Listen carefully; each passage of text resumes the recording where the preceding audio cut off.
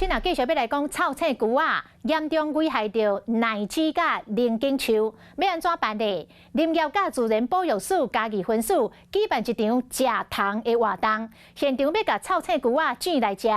但是臭青牛仔并毋是法定食用的昆虫，煮来食这袂使，所以食药署甲嘉义县卫生局特别派人到场来观察。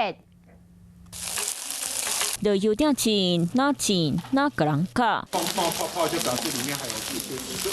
每一只拢只甲蔬蔬菜菜，随里掺高赞糖、蒜头当济钱。这项菜敢会当看，袂当食，因为真的是臭青牛仔。这是4月27日，林业和自然保育署家己分署举办的食糖王者活动。除了锻炼学员实在臭青牛仔的特性，佮甲臭青牛仔做成创意料理。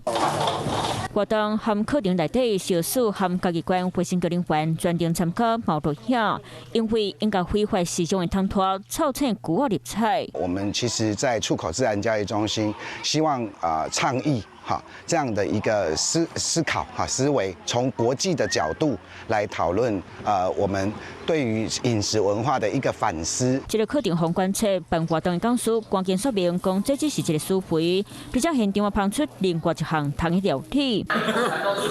甲螃蟹做成产品，学员拢去吃。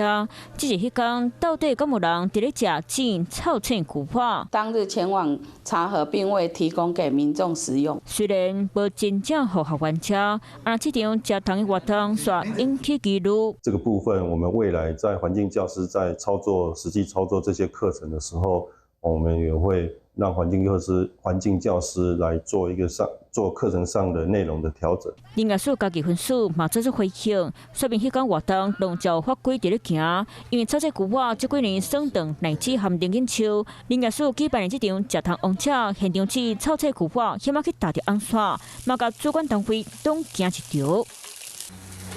Hello， 我是林仙怡。想要抢先掌握最及时的新闻资讯吗？赶快订阅、按赞、开启小铃铛，锁定华视新闻 YouTube 频道。